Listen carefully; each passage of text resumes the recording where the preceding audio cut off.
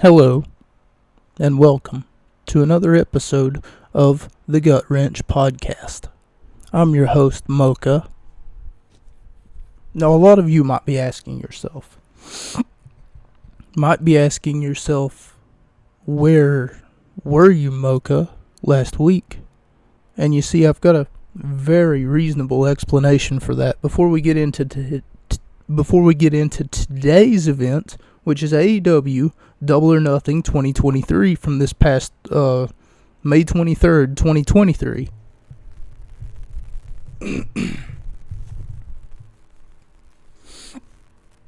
Not the buy-in, but the actual event, because I don't like pre-shows. And I've got a very reasonable explanation, as I stated before. And that explanation is that, well, everyone kept telling me, oh, it's a Labor Day weekend. You know, we don't hire Labor Day weekend. And I was like, okay, Labor Day weekend. Makes sense.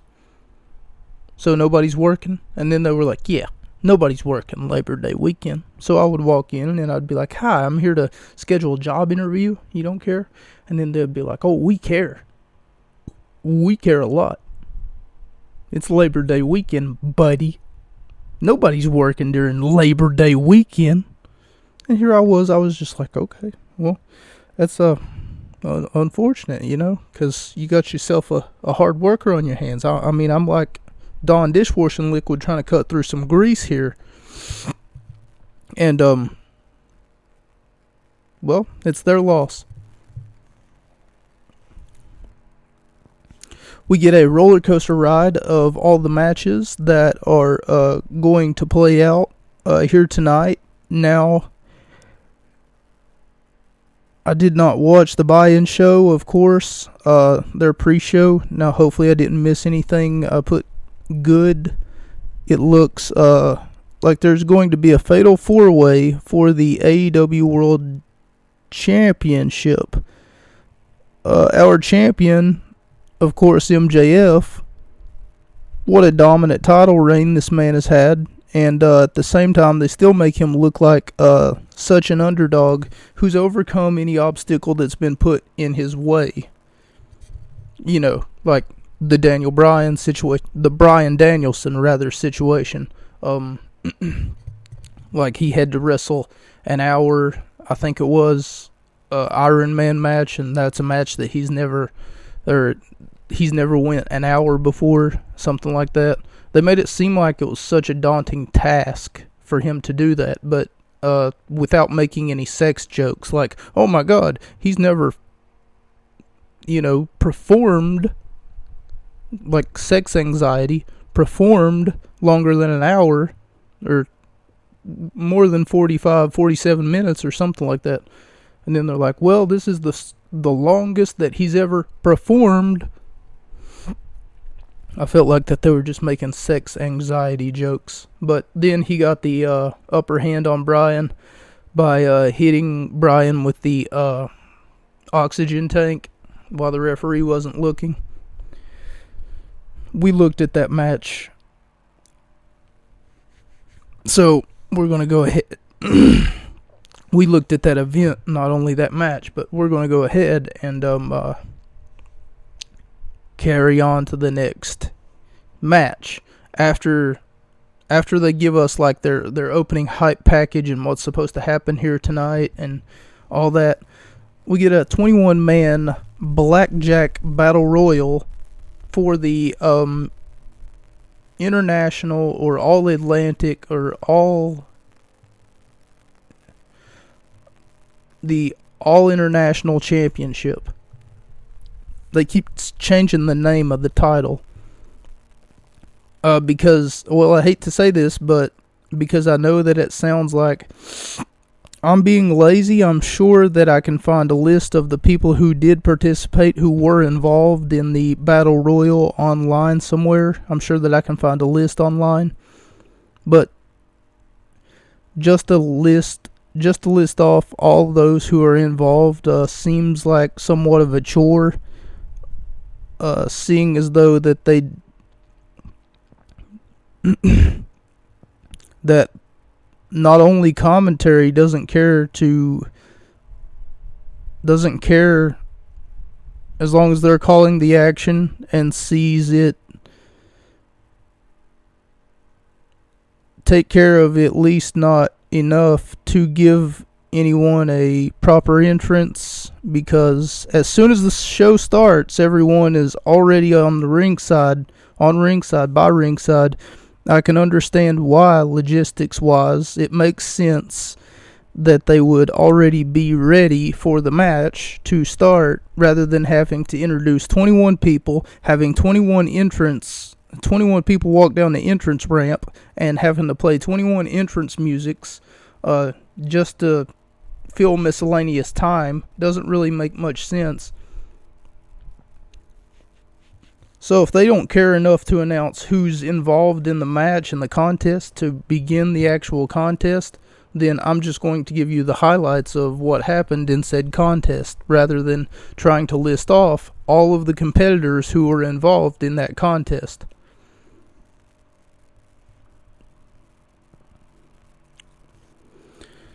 Commander walking the tightrope, and from the top rope he makes it there, jumps on in midair and lands on two competitors, but they never really specify who he landed on. And with Commander being so wide, it's hard to see who Commander did in fact land on. So I didn't mean to call him wide here, because he's a small man, but what I mean is the shot of him jumping was so, like, they took it almost like behind his back, and then like a camera on a crane that looks like security footage, you know. The Lucha Brothers are just a human highlight reel in this match. They're practically a part of every decision as far as someone being eliminated, as far as someone being match. What a beautiful performance by these two men. Pentagon Jr. and Ray Phoenix are both putting on a beautiful showing. Another story that's being told is that 21 men over the top battle royal, the story between Kip Sabian and Orange Cassidy. These two have feuded over the All-Atlantic Championship for the better part of last year. And I may or may not have talked about Kip Sabian and his fantastic 5-star match that he has under my own umbrella here on the show, when Kip Sabian faced off against the Bastard Pac for the All-Atlantic Championship back when Pac was the champion. That bastard. Canadian Destroyer to eliminate Brian Cage. Dustin Rhodes hits the Canadian Destroyer to eliminate Brian Cage, and after he gets the big boot from Swerve Strickland to Dustin Rhodes, and this brings us down to our last four, and our last four are Orange Cassidy, the champion. By the way, the championship is on the line if I didn't already specify that. Big Bill, Pentagon Jr., and Swerve Strickland. Now, Big Bill stands out to me because there's this child's television program called Little Bill, if you don't know. And I don't know anything about the actual show. All that I know is that it used to come on after like Dora or something, and it was a little kid named Little Bill, and the intro to the show was like he was in front of the TV, and then he would say, hello, friends. And then, I don't know, he used to come on after Franklin, after Dora the Explorer. Anyway, this is awesome chants from the crowd once we get down to our last four. Comic relief at the end where Strickland tries to hang on and Cassidy kicks the hand that he was hanging from, causing him to lose his leverage and proceed to fall onto the floor and retain the championship. It was kind of funny because you would figure that Cassidy would like kick him in the face or something. He didn't kick him in the face. He just kicked his hand, and then his hand opened. It's hard to explain, I guess. But he was hanging on to the top rope, and then he's like, hanging on with everything that he's got. And then Cassidy just kicks his hand, and then he my hand, and then doesn't realize that he's falling off of and losing.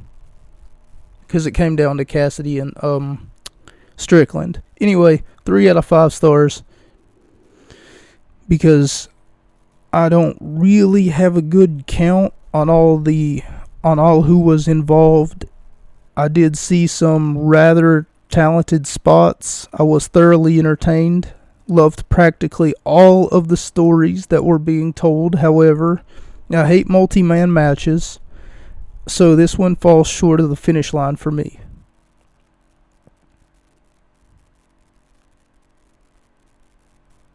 Okay, so if you want your chance to win up to $25,000, Daddy Magic and Cool Hand Luke have got some good news for you. All you have to do is guess something along the lines of who's going to win tonight's main event, or who's going to go to the top rope first, or who's going to bleed first, I guess. They're going to ask you a whole bunch of questions in DraftKings free-to-play pool.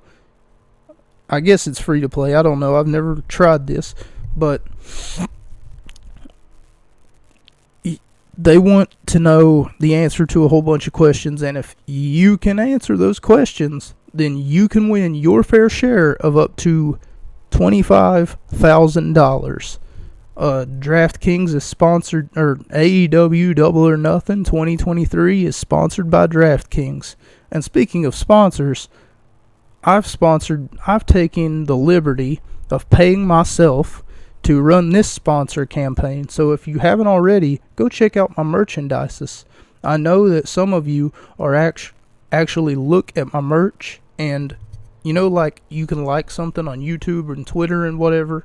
Well, it turns out that a lot of you have liked my merchandise because there's a button where you can like it. I guess it's just to save it for later. Just so, ooh, this design looks pretty. I might buy that later. I know a lot of you have already done that. So what's the deal? I still don't have my first sale. What am I, like a bad car salesman or something? Thank you so much for joining me here on the Gut Wrench podcast. But they want to know specific questions to answers, and you see what the problem is that tonight it's a 4 pillars match, a fatal 4-way match.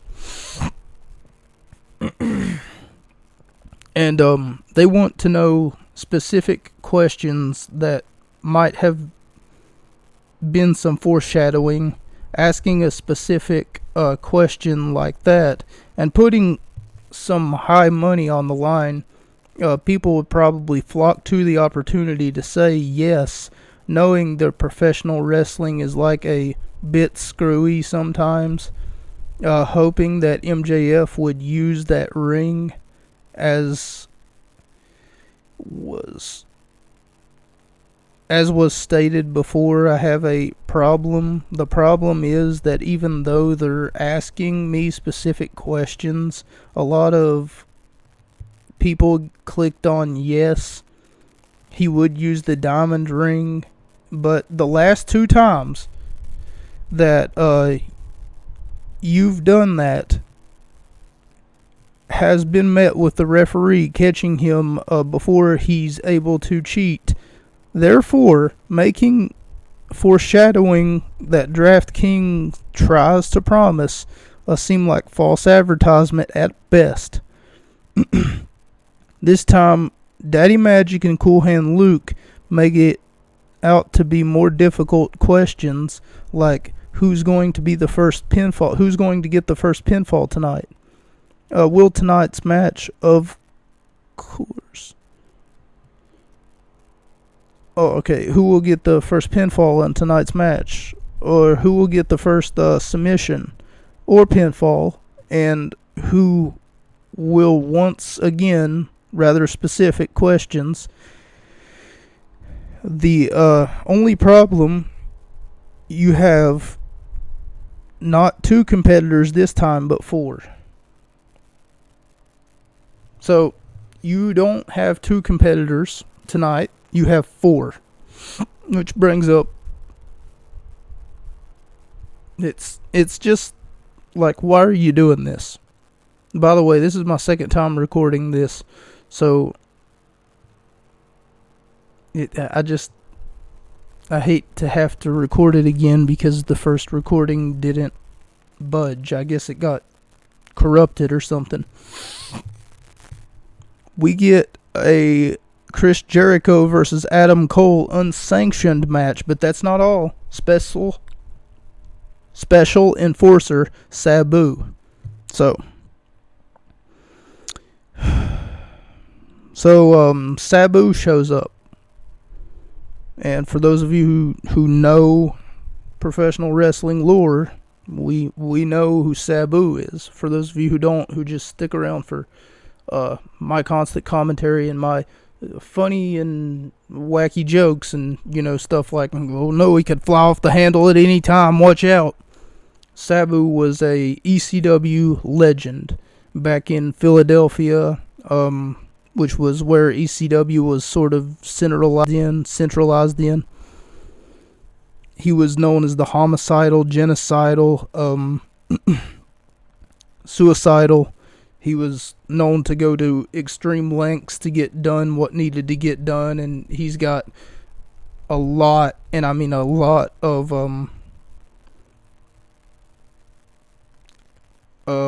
wrestling that I've seen. Look, Sabu is probably like the back of the room, as far as ECW legends go. If they wanted to get the front of the room, they should have went Sandman, they should have went Jerry Lynn, Rob Van Dam, Tommy Dreamer. I mean, Sabu was someone that we could maybe see and say, wow, you remember him from 25 years ago? 'Cause I do. Wow. Also, there was this segment about the last time that I seen him on WWE TV. There was this segment with Sabu where he's walking through the hall, and I don't know if he's Saudi Arabian or not. Like, I've never heard the man speak or anything, but he's walking through the back hallway of WWE, and he's got on that turban that most Saudi Arabians or Indians wear, and Vince McMahon walks past him, and he says something along the lines of, I thought we were in New York, or something like that, but not Saudi Arabia, or something like that. He's just getting all up in Sabu's face. How disrespectful is that? I mean, he wasn't talking to McMahon. McMahon wasn't like, and that's racist too. Why would you do that and then promptly air it on TV?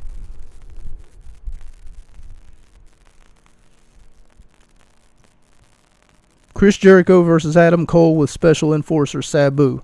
I'm not going to pay attention to most of my notes here. It's almost like Sabu and Jericho are treating the steel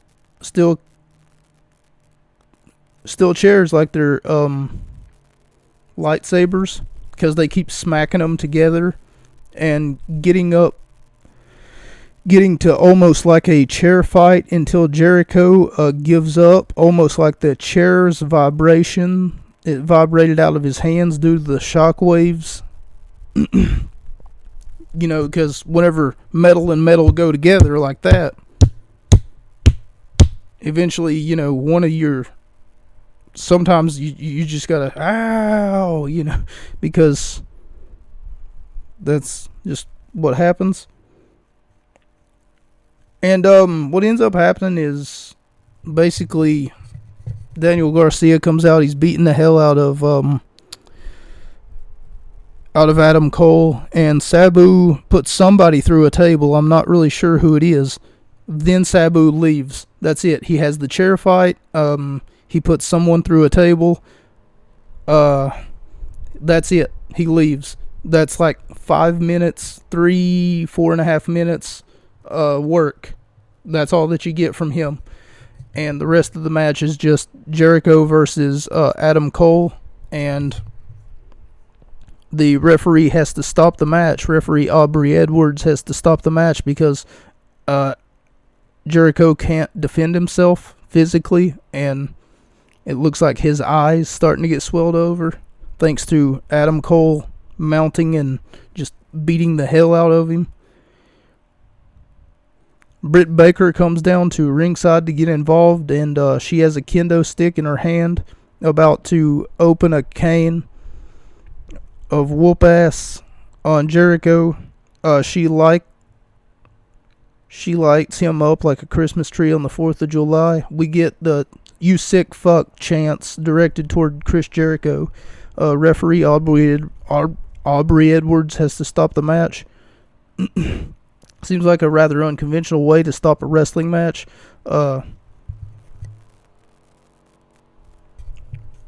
Unconventional,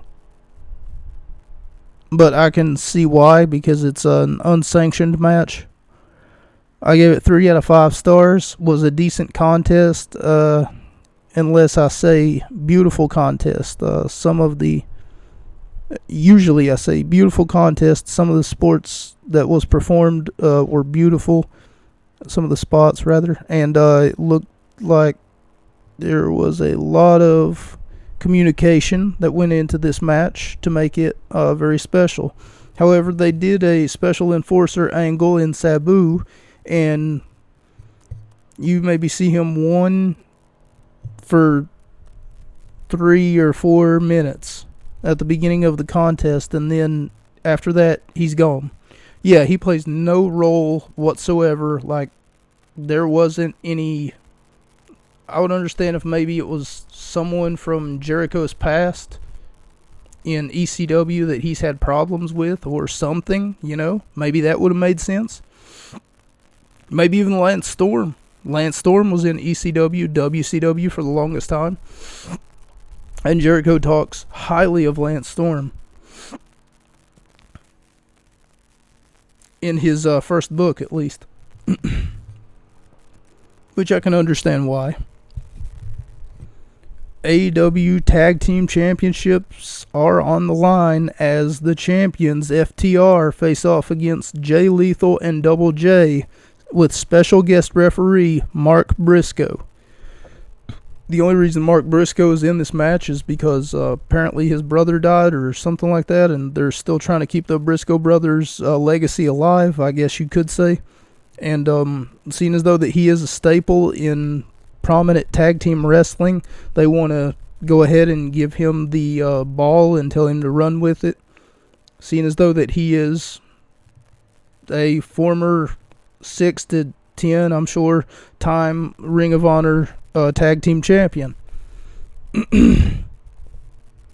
FTR chants as FTR take control. They're the crowd favorite, clearly, and FTR doing a wonderful, fantastic job at keeping the pace for the challengers as they're putting on a fantastic show. Thus,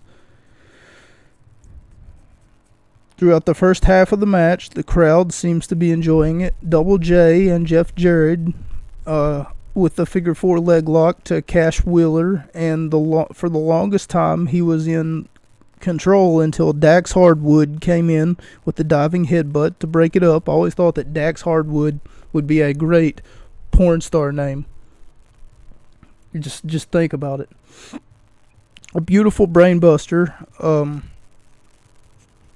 it only gets a near fall. A great standing switch rally exchange, and a great looking clothesline, turning Jay Lethal inside out.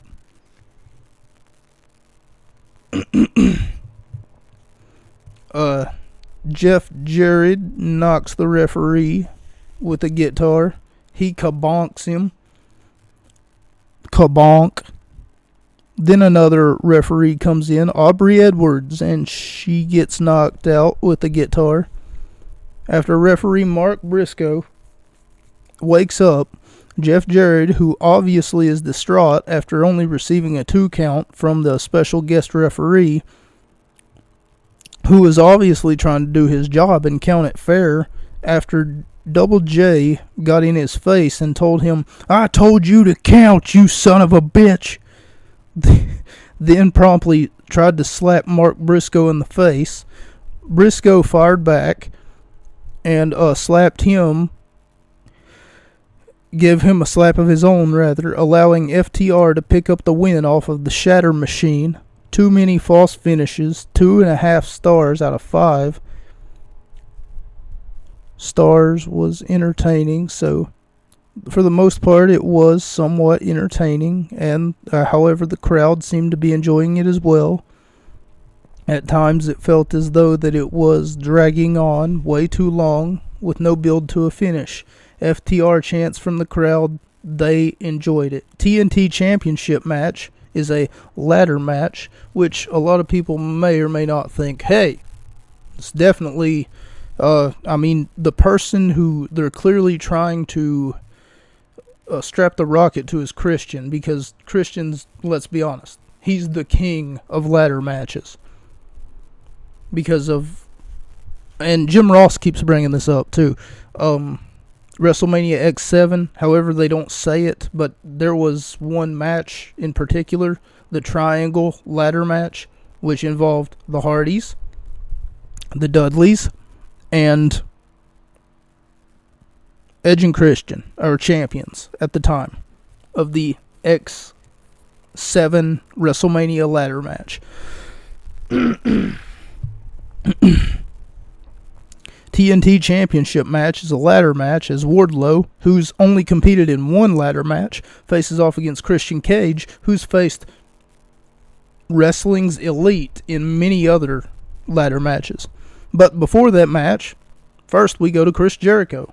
And here's where things start to get a little bit just strange, including this episode of the Gut Wrench podcast. Chris Jericho and Saraya have an impromptu segment backstage where Saraya calls Britt Baker a bitch for hitting Jericho in the back with a kendo stick when Jericho is the one who attacked Adam Cole to start the feud in the first place. Saraya, she hit you and she hit me too, and that's what makes her a bitch. Why is she defending Jericho? Must have missed something, but it looks like Saraya is a part of the Jericho Appreciation Society. So that means that she's part of two factions. She's part of the Jericho Appreciation Society, and she's also a part of the Outcasts, not the group with Andre 3000 and whoever else. I don't know whoever else is in that group. The only song that I even know from them is like the hey, hey, yeah, hey, yeah, and the music video literally shows like 5 Andre 3000s. Anyway, security, from what I'm assuming is the arena, comes over to tell Jericho and Saraya that they're going to have to leave. Saraya disagrees with the security a little bit, and when the man turns around, somehow gets hit in the head, somehow gets hit with a fireball out of nowhere. I'm not sure how Jericho is making these fireballs. I've counted 2 people thus far who had been hit with a fireball, and No, I'm not talking about the female beverage drink. I'm talking about Chris Jericho and some kind of wizard who's able to manipulate molecules in order to snap his fingers and summon fireballs on a whim. And that's honestly great for television. I just wish that I had his mystic powers would be some sort of nice to be able to summon meteors or fireballs from the snap of a fingers. And let's not forget the numerous bloodbaths throughout professional wrestling history, including Gangrel and the Brood giving a bloodbath on live television to one Michael P.S. Hayes of the Freebirds. The Fabulous Freebirds, rather. Not that song by oh man, what's the name of the group? Leonard Skinner. Not those Freebirds. We get a ladder drop kick to the face of Wardlow. The Wardlow answers back with when Christian Cage tries to go for an overtop crossbody and he eats the ladder instead. Wardlow takes a low blow from the ladder steps. Yikes. It's going to hurt his breathing patterns and little Wardlow's. Wardlow catches Christian in midair for the from the ladder and hits him with a body slam. The power of this man is scary. Wardlow misses the top rope senton. Gets a ladder at the bottom. He gets practically whipped with that ladder at the bottom because he put Christian on the ladder, tried to hit the senton but missed it. Luchasaurus interferes and Arn Anderson also interferes, but only after Luchasaurus is interfered. Bites the thumb of Luchasaurus, does Arn Anderson, crazy old man, until it looks like nothing more than a stump of blood. His thumb looks like nothing more than a stump of blood by the time that Arn Anderson gets done with it. And it looks like Arn Anderson has the blood in his mouth before it's on the thumb of Luchasaurus. Leads me to believe that he just somehow had a blood capsule in his mouth, and that's how, the blood got on his thumb to begin with. Had to be like a 15-foot drop from the top of the ladder through the table as Wardlow put Luchasaurus through a table, but still ends up retaining his championship. Holy shit chance from the previously mentioned ladder spot that we just seen. 3.5 out of 5 stars. Okay, now we go to the AEW Women's Championship as Toni Storm versus Hate Her, We Love Her, Jamie Hayter, our champion. Last year, these two faced off, and Toni Storm said she got screwed out of her championship, and the highlights proceeded to show Toni Storm being hit over the head with an exposed turnbuckle, costing her her championship against Jamie Hayter, who has held the championship ever since. This match starts, and it's clear that they're trying to paint Jamie Hayter as some sort of underdog because, unlike any regular entrance, Jamie Hayter gets attacked by 2/3 of Outcast. No, not the group with Andre 3000 in it. Rather, the Outcast. Because they're literally 3 women who used to be in WWE. So, for whatever reason, they're trying to make a comparison that they are the equivalent to the Hulk Hogan,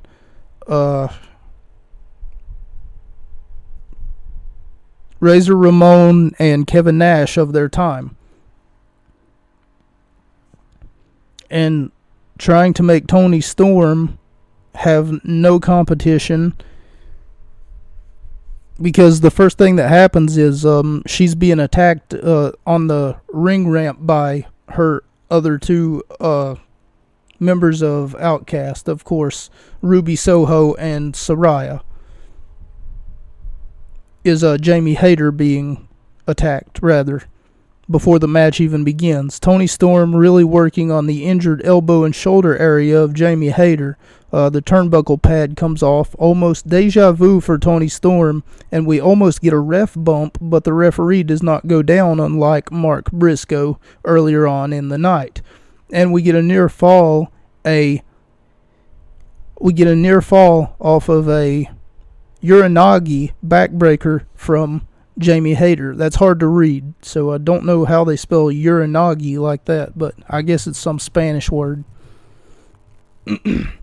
Keep in mind, whenever I'm taking notes, usually I use the text-to-speech feature, and I don't pay attention to what they type out for me. I just try to make sure that it gets put down, because I'm a slow typer, so for me to sit here and type and then pause and then type and then type and then pause, and that's how I take my notes.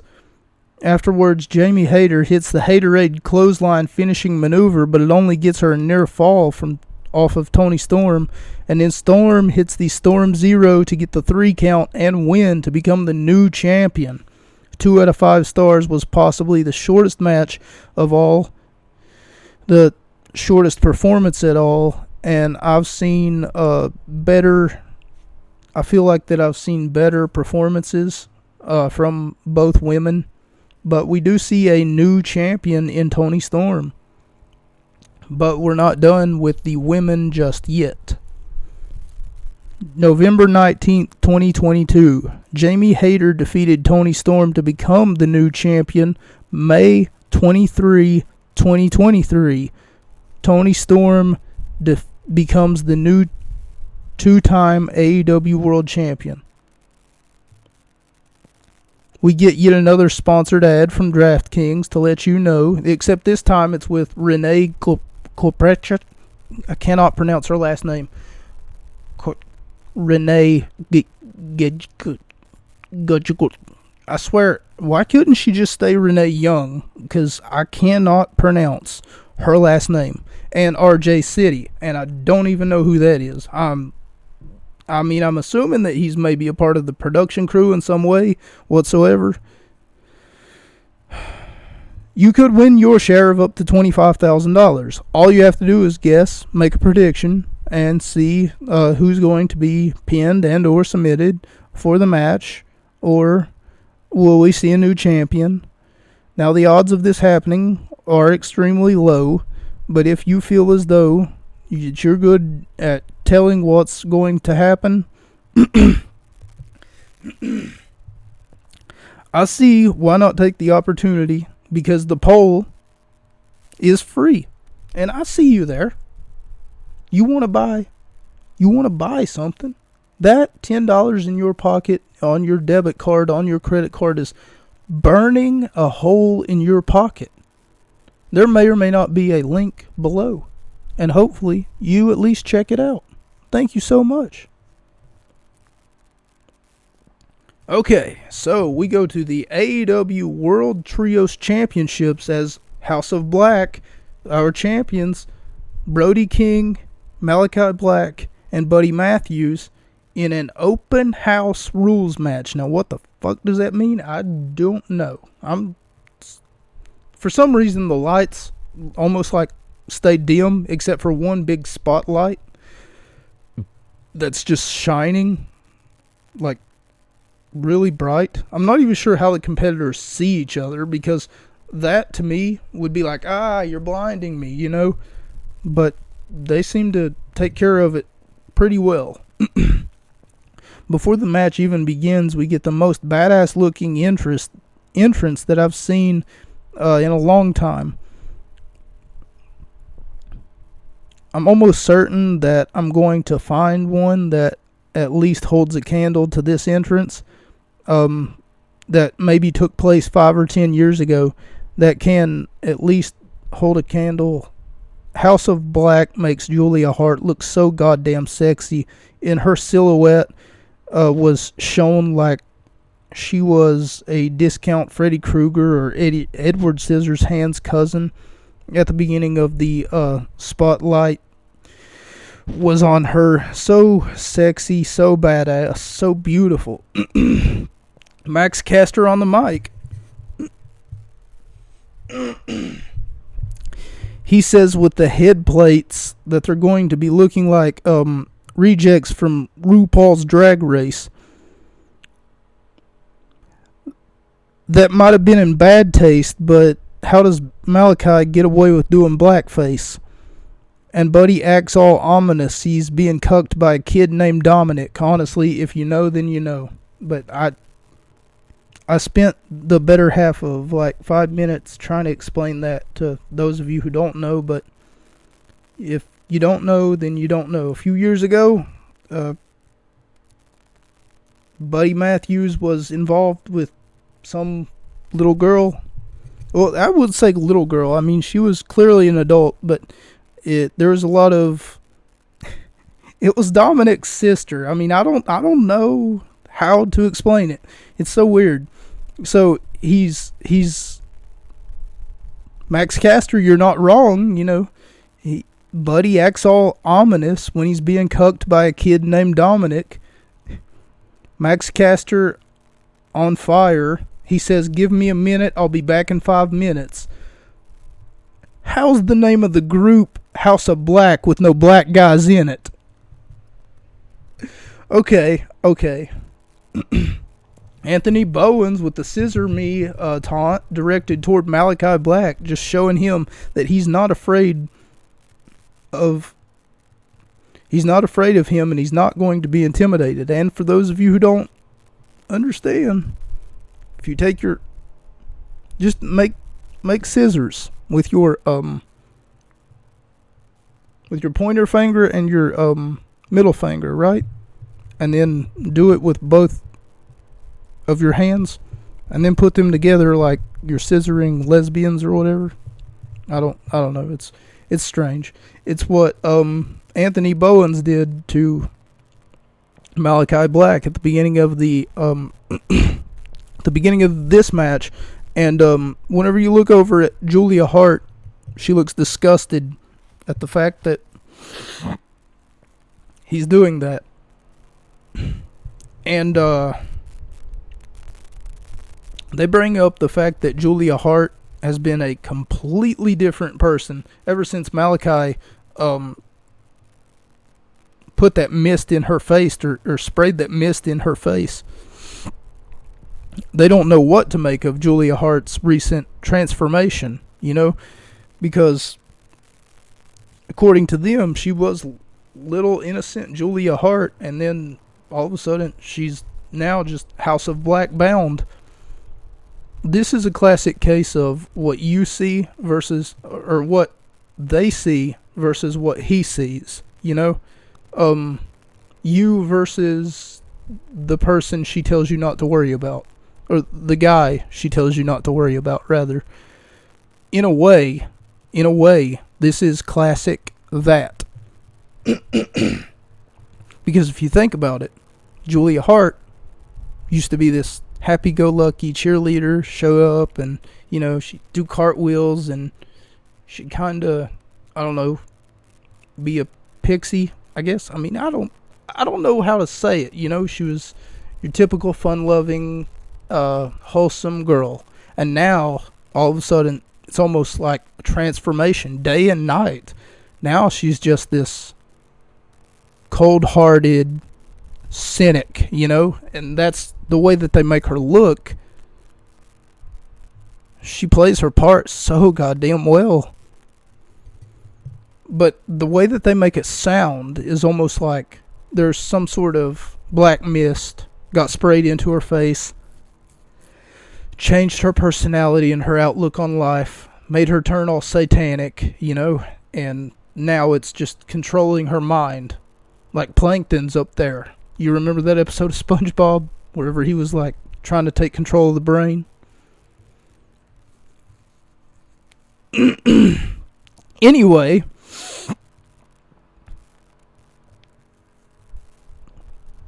I'm just going to bring this out. I'm just going to bring this up now, rather. I'm under the impression that there's some sort of mind control you call me crazy. That black mist could have went up her nose, started to influence her decision making, and for that matter, I'm still a little bit perplexed as to how the hell Chris Jericho can just summon fireballs out of nowhere on a whim. And to be honest, the early part of the early 2000s seen The Undertaker summon lightning from his hands. The Royal Rumble 2006 event, which I'm sure we'll look at, I'm going to go ahead and passively make I might make an attempt to watch it, even though the Royal Rumble is a lengthy event. The Royal Rumble 2006 sees The Undertaker come back from what Michael Cole calls a 4-month hiatus. Sorry, my recording froze and I do not know why. From what Michael Cole calls a 4-month hiatus for The Undertaker. And once The Undertaker comes to the arena, he shoots lightning from his hands and makes the whole entire ring explode while Kurt Angle is in it.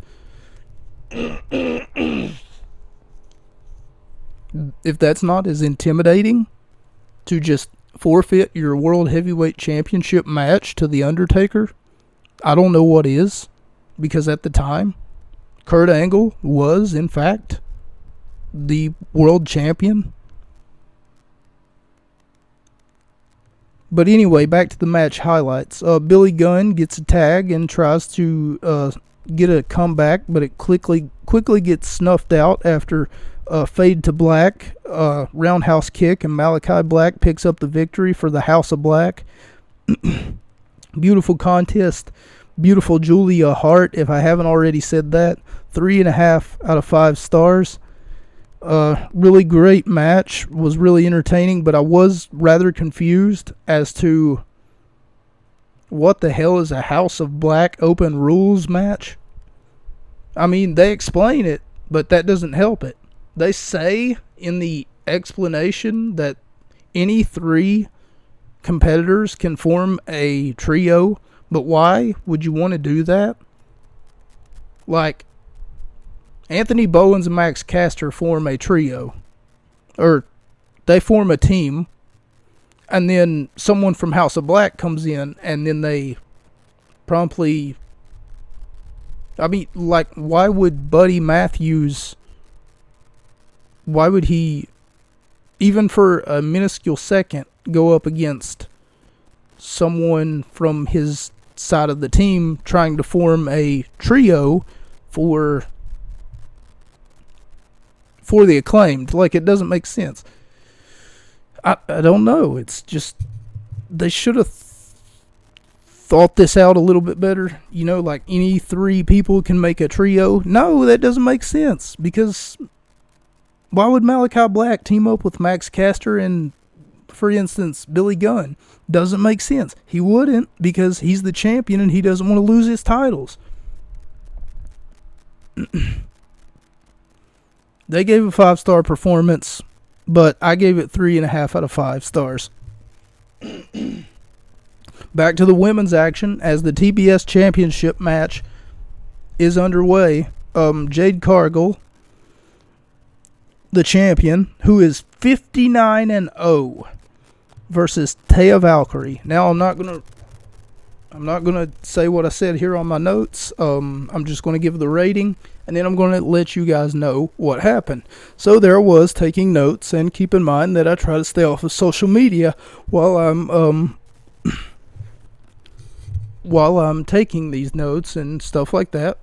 I try to stay off of social media so that I don't spoil anything for me, and in this case I haven't spoiled anything for myself, and myself was just taking notes, and then I had a thought that popped into my head. I don't know where it came from, but I was just like, oh, you want to know who would give Jade Cargill a run for her money? And then I spoke aloud, talking to myself, of course, because I'm some sort of loner who doesn't have wrestling friends, but it's fine. I was just talking to myself, wasn't talking on Twitter, wasn't scrolling through anything, thinking to myself, where's Chris Statlander? And then I remembered that she's hurt. And then I had to sort of like, oh yeah, she's hurt. That is right. That sucks. Because I feel as though that Statlander would give a reasonable chance, at least a beautiful match to Jade Cargill. And right as soon as I got done saying that, right as soon as the match ended between Taya Valkyrie and Jade Cargill, I unpaused my recording, because if I press a button here, and I've done it before, and it's going to pause my recording, but anyway, I unpaused the recording after I just got done taking those notes, saying something along the lines of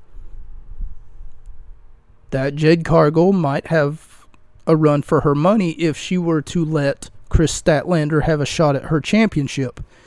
Mark Sterling then gets on the microphone and he talks about how no one can stop this woman. There's not a soul back there who can stop this woman. And I said, anytime, any place. Anytime, any place. And as soon as he gets that out of his mouth, we get shown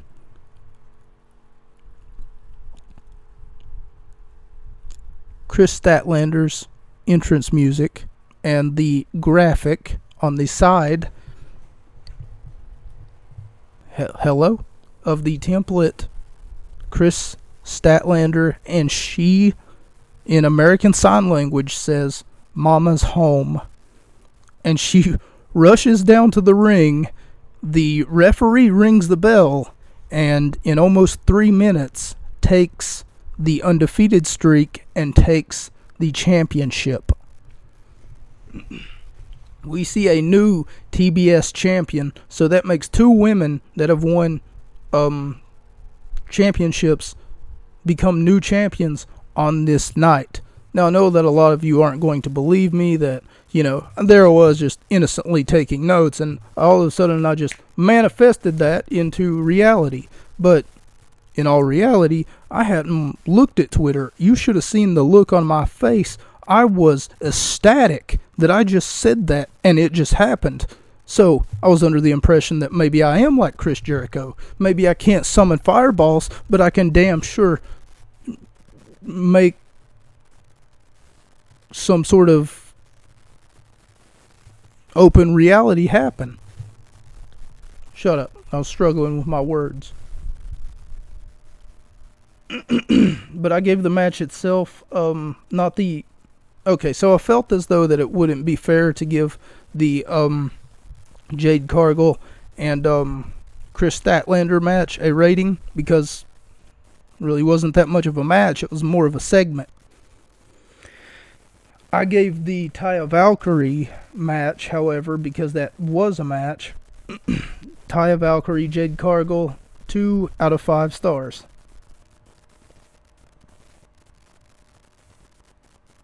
Now we go to the 4 Pillars match, our co-main event, which I feel should be the main event, but I can see why it's not.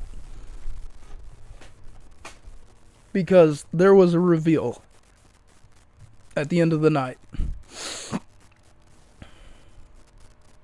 190 days as champion for MJF. That's an impressive title reign. We go to the 4 Pillars match as Jungle Boy Jack Perry, Sammy Guevara, the Spanish God, versus the champion MJF versus Darby Allin.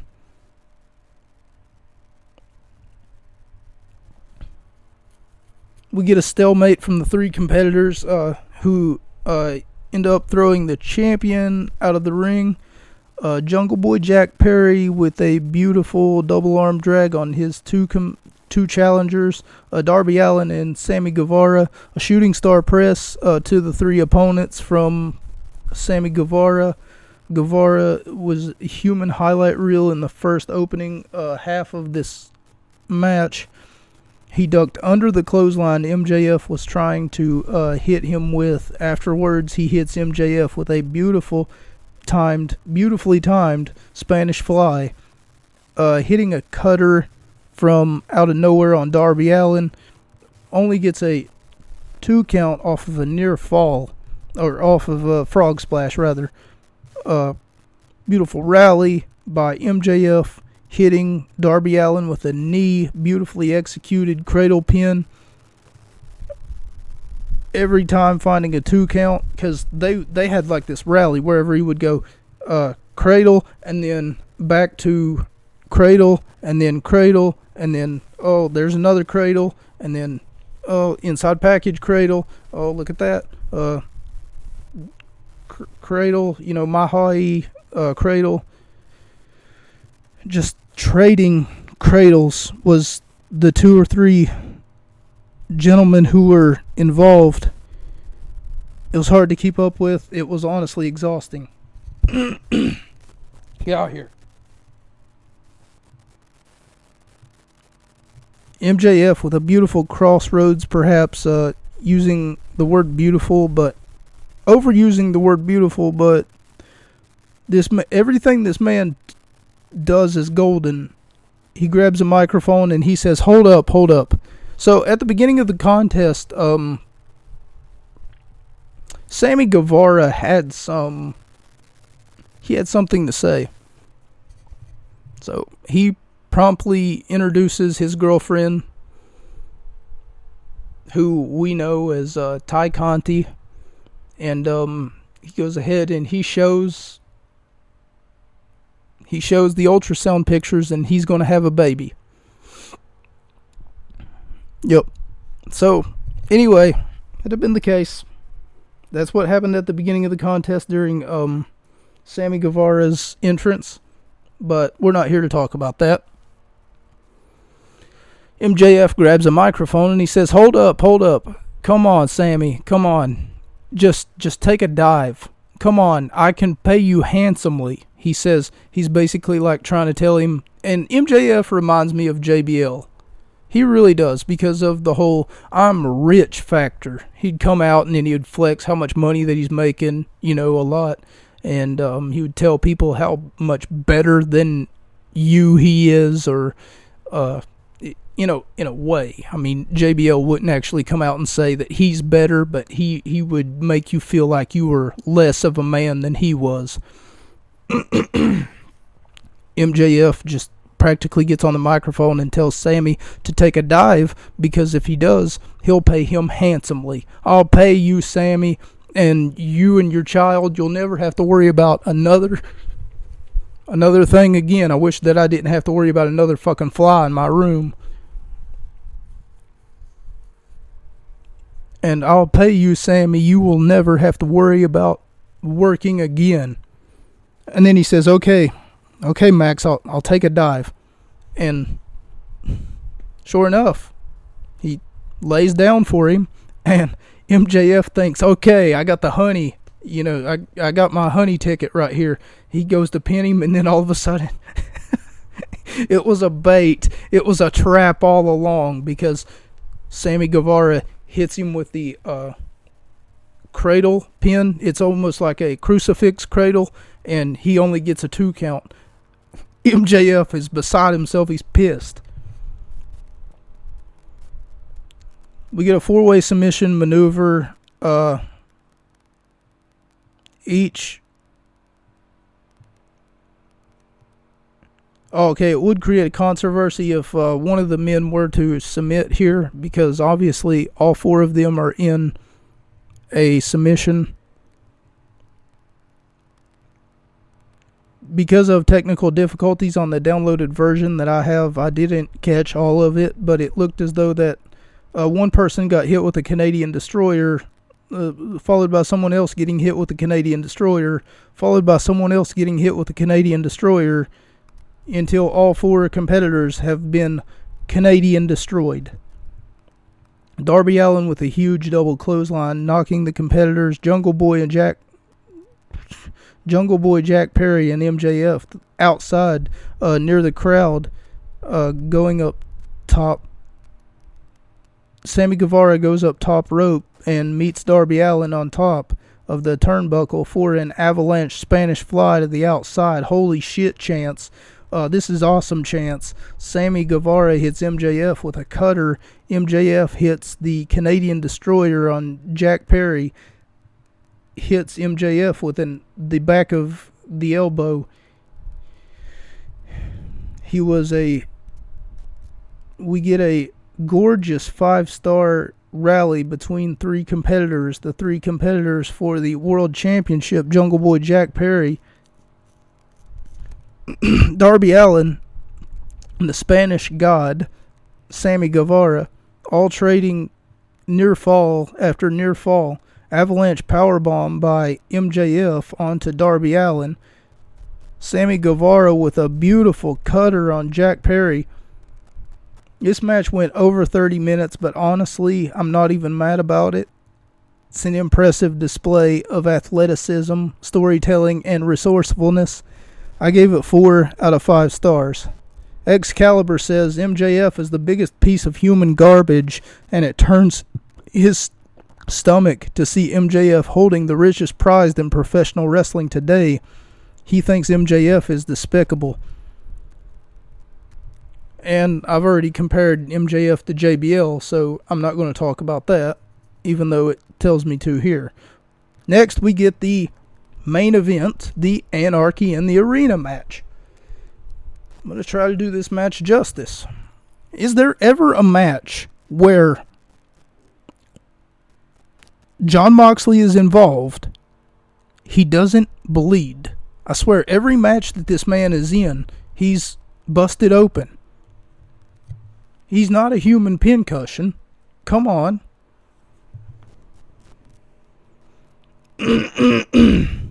We get, Anarchy in the Arena is the Elite, Nick and Matt Jackson of the Super Kick Party, and the former tag team champions Adam Page and Kenny Omega versus the Blackpool Combat Club, which is Jon Moxley, Bryan Danielson, Wheeler Yuta, Claudio Castagnoli.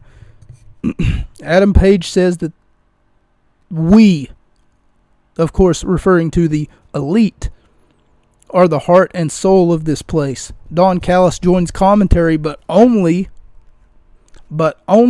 after Kenny Omega is like at least 5 feet from him. Because, of course, we talked about last week, or the 3 weeks ago, because I skipped the 1 week. Well, we talked about 3 weeks ago how Don Callis practically turned his back on Kenny Omega. The whole entire, for Jon Moxley, I guess you could say.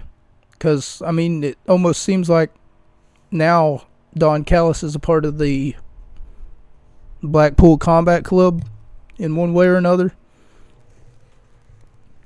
The whole entire event starts as though that it is a music video. Someone on the ramp is singing Wild Thing, Jon Moxley's theme song, and everyone is fighting to the playing music. As curious as I am as to why he doesn't stop playing after the performance had already hit the ring. Like, what's the point at this?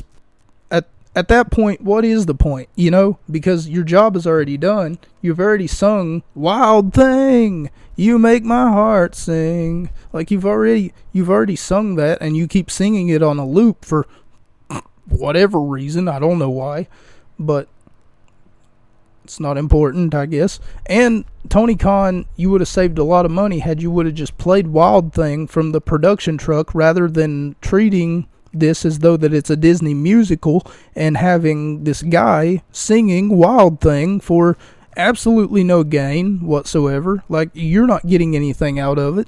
The audience isn't getting anything out of it except for singing along to Wild Thing, which they could have done had you would have just played the fucking music from the production truck and not made it a live event, a concert. This is a wrestling match, not a Disney musical.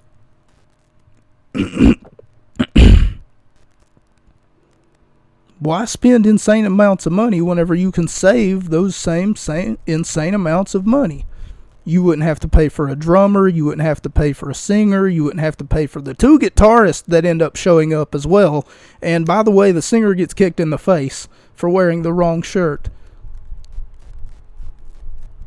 Hangman Adam Page takes off the eye patch, and then he promptly gives it to Bryan Danielson, telling him that he's going to need it, and then he varnishes a screwdriver from his pocket.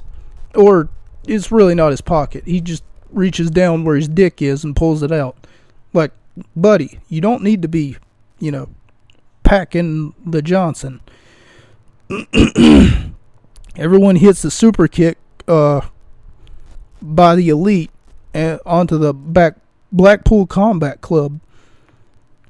When he goes through, then they go through the ropes to dive outside the ring in stereo, all at the same time, aesthetically pleasing.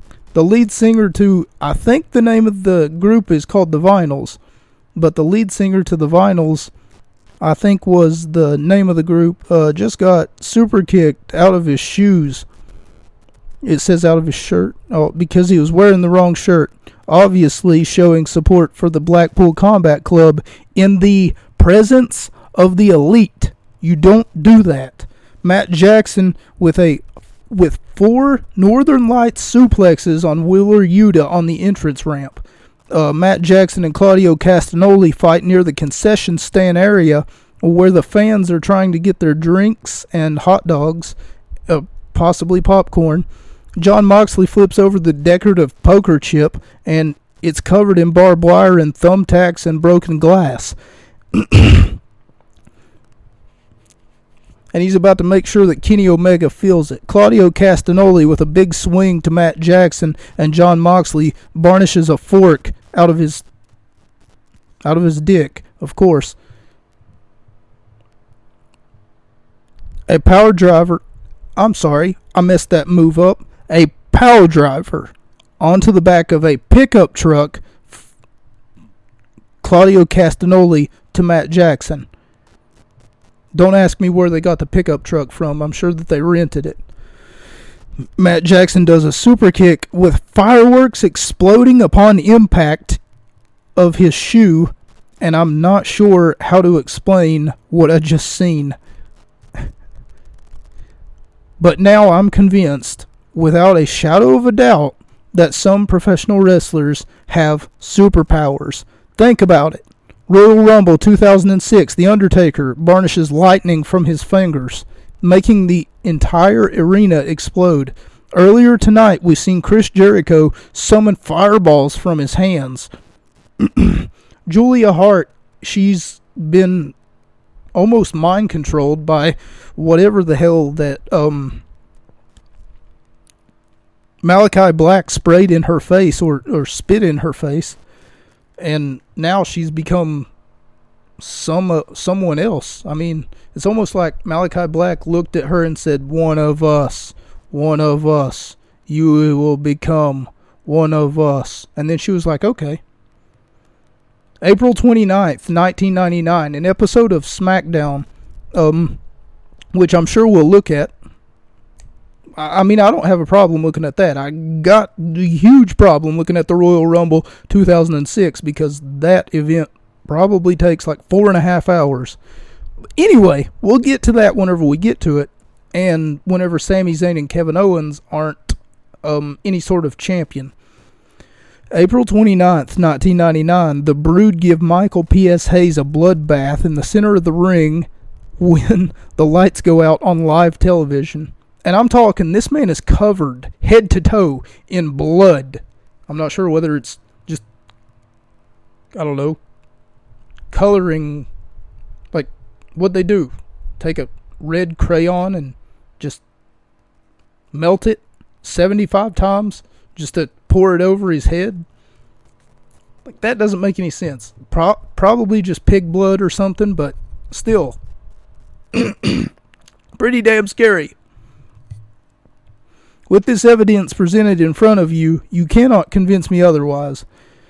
Jon Moxley off the paradigm shift only gets a 2 count off Matt Jackson, and I forget how the match ends, but like I know how it ends. Like someone comes in and then he's some Asian looking guy and I don't know his name and they didn't give us any context as to who he is, so unless you watch NJPW, which is New Japan Pro Wrestling, you're not going to know who the fuck he is, but I'm going to assume that he's got some history with this is where I stopped taking notes. It says John Moxley off the Paradigm Shift gets a 2 count off Matt Jackson. That doesn't make any sense, seeing as though that they pinned Kenny Omega to win. Blackpool Combat Club destroyed the Elite in this contest. But it made them look really strong. Because, of course, anyone who can take a beating like that, they deserve a trophy. Not just a consolation prize trophy, but I mean an actual trophy. Thank you all so much for joining me. I've been Mocha. This has been the Gut Wrench Podcast. Do apologize for not uploading last week. However, it was Labor Day weekend. What can you do? You know? Can't do anything about it. And if you haven't already, check out the link below. There might be something for you. I sell art prints that you can hang on your wall. I sell, if you need like a coffee mug to get you up and going in the morning. You know, I've got naked ladies on coffee cups. And I've also got aesthetically pleasing, like designs. Why are you still here? How come you haven't clicked off yet? Thank you all so much for joining me.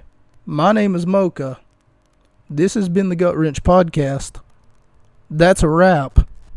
Good night, ladies and gentlemen.